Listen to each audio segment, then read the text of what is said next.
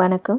நாம் இந்த வீடியோவில் எப்படி பசும்பாலிலிருந்து வீட்டிலையே ஆரோக்கியமான முறையில் சுத்தமான வெண்ணெயை தயாரிக்கிறதுன்றதை பார்க்கலாம். முதல்ல பாலை அடுப்பில் வச்சுடுங்க. நல்லா ஹை ஃப்ளேமில் வச்சு பாலை நல்லா பொங்கி வரும்பொழுது சிம்மில் வச்சுடுங்க. சிம்மில் வச்சு ஒரு 10 நிமிஷம் அப்படியே கொதிக்க விடுங்க.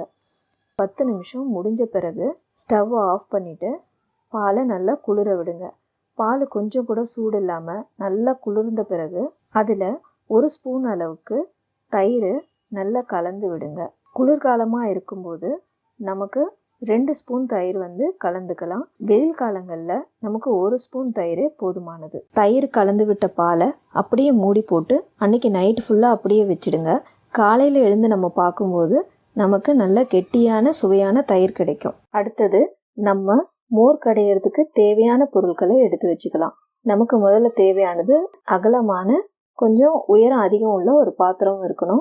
அடுத்தது நமக்கு இது மோர் கடையிறதுக்கான மோர் மத்து. இது நம்ம பருப்பு கடையிற மத்து மாதிரி இருக்காது. இதில் நிறைய பல்லாக இருக்கும். நீங்கள் கடையில் மோர் கடையிறதுக்கான மத்துன்னு கேட்டு வாங்கிக்கோங்க.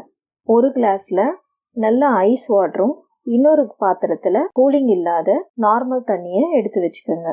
இப்போ நம்ம எடுத்து வச்சிருக்கிற பாத்திரத்தில் நம்ம ரெடி பண்ணி வச்சிருக்கிற தயிரை அதில் ஊற்றிடுங்க. அடுத்ததாக நம்ம எடுத்து வச்சிருக்கிற தண்ணியையும் அதில் கலந்துக்குங்க. தண்ணியோட அளவு எவ்வளோ இருக்கணும்னா நம்ம எந்த அளவுக்கு தயிர் எடுத்து வச்சுருக்கிறோமோ அதே அளவுக்கு தான் அந்த தண்ணியும் இருக்கணும்.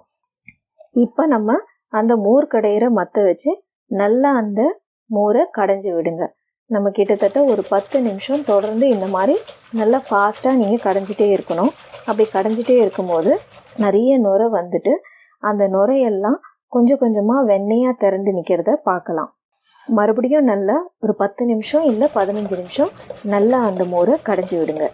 இப்போது ஒரு 10-15 நிமிஷத்தில் உங்களுக்கு நல்லா அந்த வெண்ணெய் திரண்டு அந்த மோர்லேருந்து தனியாக நிற்கும்.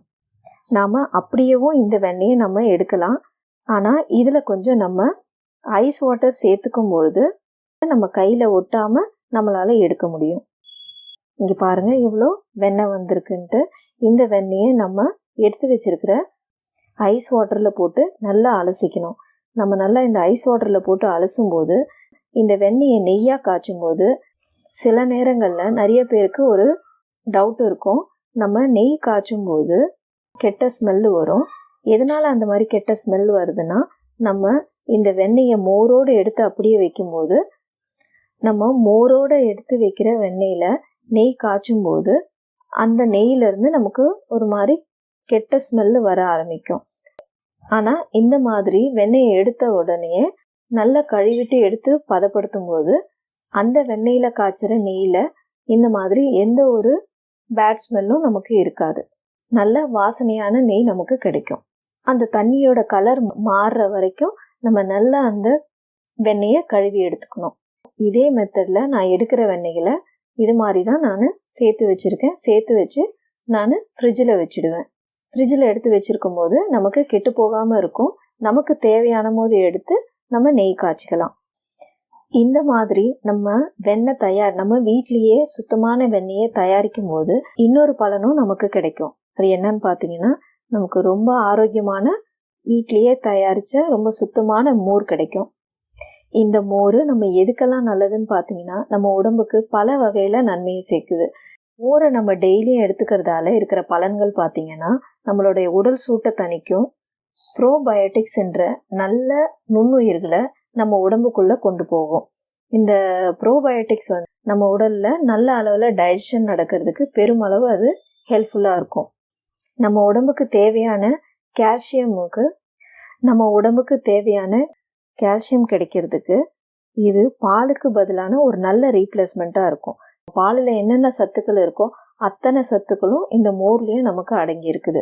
நம்ம இதில் இருக்கிற ஃபேட்டை மட்டும்தான் எடுத்துட்டு மற்ற சத்துக்களான கால்சியம் இதெல்லாமே உங்களுக்கு இந்த மோர்லேயும் நமக்கு கிடைக்கும்.